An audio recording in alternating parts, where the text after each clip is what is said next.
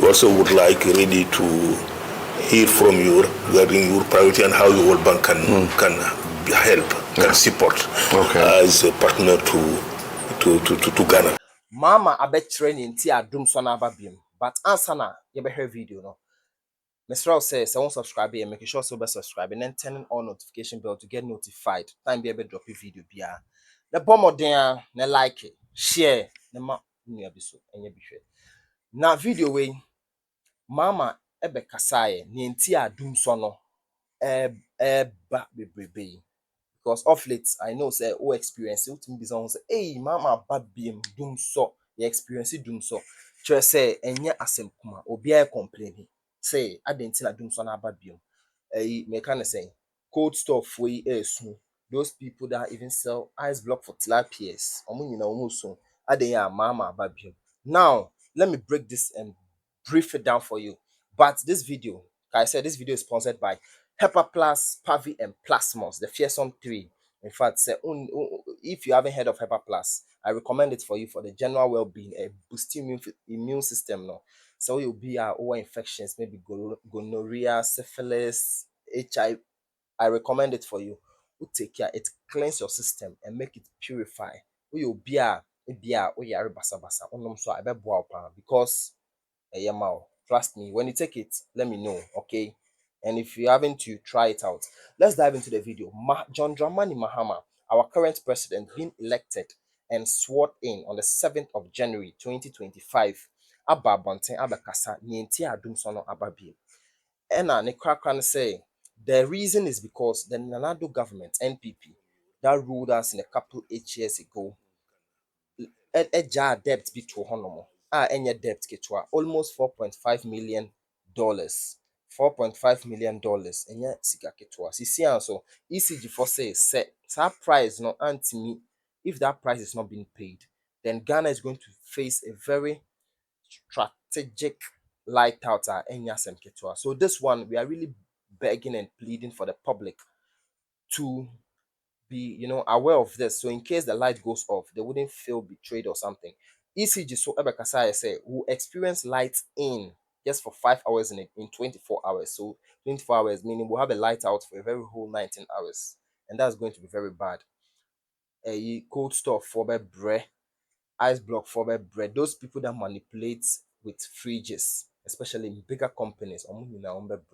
So without wasting much time, per se share Asema John Dramani Mahama about this whole situation, and when we get back we'll talk more about the video. I think I'll say a few words and then after that I'll let her to continue. But we want to thank you for coming to honor us at the inauguration yesterday.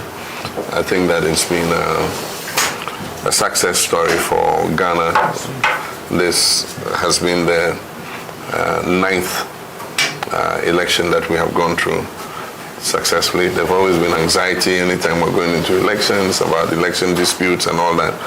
But as I've always said, Ghana comes through when it matters most, and we've done that successfully.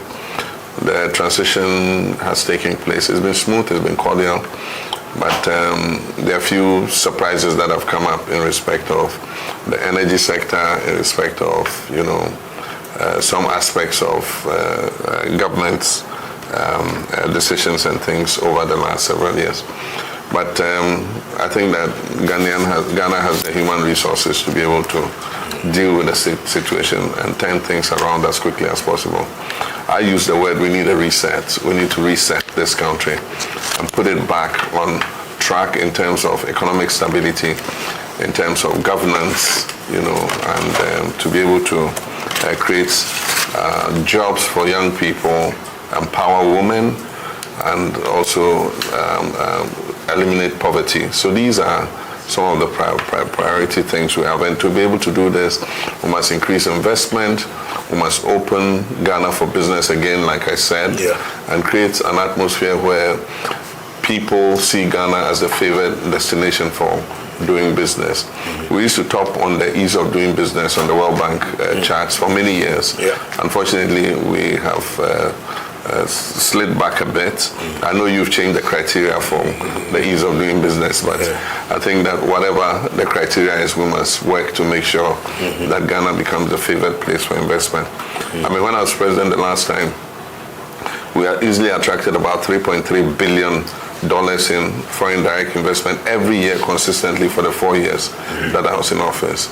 In the last year, Ghana barely managed a little over $1 billion in foreign direct investment. So it shows exactly what the situation is with the crisis we're going through in the economy. We want to work with the World Bank to turn things around as quickly as possible. The World Bank has been a very good partner, and we work together on many projects. And indeed, in this period of crisis, I think that the World Bank has been one true partner in helping to stabilize things, and we want to continue to work with you to do that. I want to thank Robert and Michelle for, I mean, they're very good friends, and they have gone over and above to, talk with us and let us know what the projects are. Even before the election, they had the generosity to meet with us and walk us through some of the programs that they currently are implementing, so that in the event that we won, we could understand what the previous government had negotiated already. And so we've had several discussions with them, and so we have quite an idea, what the cooperation between the World Bank and Ghana is currently. Some of the areas I think we want to look, of course, the economy. Is the economy stupid? And that is the number one priority. How to stabilize the economy, stabilize the currency, bring inflation down, and restore economic growth. In the last quarter, there was supposed to be a growth of 7%, and the government has been making so much about it. But I think that we're looking for sustainable growth, not a one-off quarterly growth. We want to make sure that that growth is sustainable. And so what kinds of systems we put in place to make sure that we're able to sustain the growth, bring down inflation, stabilize the currency are the most important things that we want to look at. But beyond that, in order to be able to achieve that, we must not look only at the macro, we must also look at the micro. For instance, issues to do with taxation are an important issue because of the IMF program and the targets, revenue to GDP targets. The government has kept imposing new taxes, mostly indirect taxes. We must hit the nail on the head and look at the more difficult issue of bringing more of the informal sector into the tax net. I'm sure there are best practices all over the world where the informal sector is incentivized to come into the tax net and contribute its part to revenue. I always give the example of artisans who come to work in my house. I think I've mentioned it to Robert and Michelle before. And they charge me huge sums of money. They are repainting my house because I had won the election, and so they came to repaint my house. And when they brought the invoice, it was for 5,000 and something. But he's not going to pay any tax on it. So how do we get people like this to come into the tax net? I'm sure that there are ideas that we will work with in future. But two other pillars that generate non-tax revenue are the cocoa industry and then the oil and gas sector. Unfortunately, this government has not been able to add one single drop of oil or gas, cubic meter of gas, to what they inherited from us. And that is for many parochial reasons. The producers in the oil and gas sector have not been happy. Some have been hounded out. He and I went to Cote d'Ivoire for many years, went and invested there and came up with the Baleine field. And that has been at the expense of what they were doing in Ghana. We tied down tallow in litigation over tax, which I thought we could have sat across the table and discussed amicably. Unfortunately, we lost the arbitration and were thrown out. And there are two other aspects of that tax issue that we need to sit with them. And if we can negotiate and agree a mutual agreement, then I think that would be the better option to take. And to encourage as many players in our oil and gas sector as possible, so that we can increase gas production, eliminate the use of crude oil in our electricity generation, and be able to earn some more money in terms of non-tax revenue so that we can balance and stabilize the economy.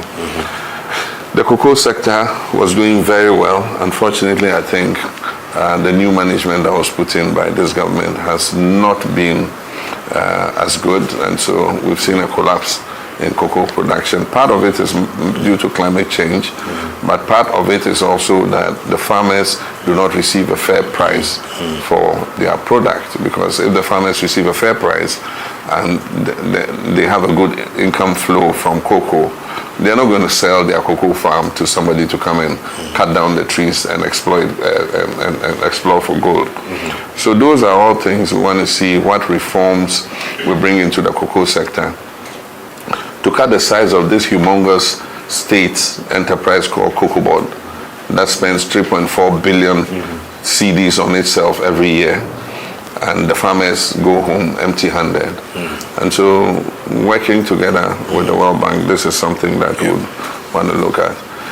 Now the Achilles heel of Ghana's financial and economic stability is that blow apart everything that we have achieved, in the last few years. And so how we how we change the systems in the energy sector to make sure that we pay down the debt and make it more efficient than it is currently. I was vice president at the time. My president, Professor Mills, signed the MCC. Actually, I signed it, but he initiated the discussions. When he was ready to sign, I was the one who signed it.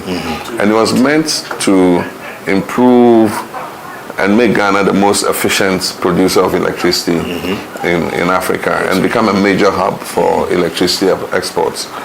Unfortunately, democracy has its dividends, but it also sometimes can be a curse. We left government and a new government took over and took over the Millennium Challenge Compact.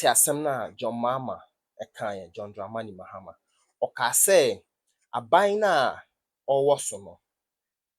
Numa na SSL on no, want me and fulfill that particular task.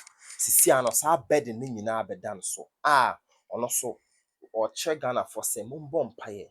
Now this year is not going to be an easy year, but he prays and hope it makes it true.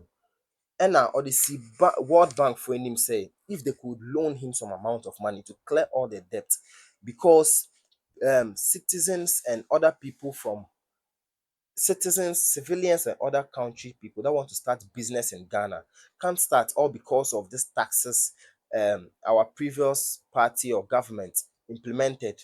For example, so we will be I can say ufri amanonea obabe be company wo Ghana ha ubetua taxes enye asem ketwa taxes na ubetua no ebetimi ukobie no kwa Togo a ubetimi be the same kind of factory, just 2 times the tax you are supposed to pay in Ghana. So that's not bringing revenue, and that's what's leading to unemployment in the country. But Mahama akasa say World Bank etimi boano na say ode sa or cancel sa Mrana MPP for the buyer, the previous government at the buyer.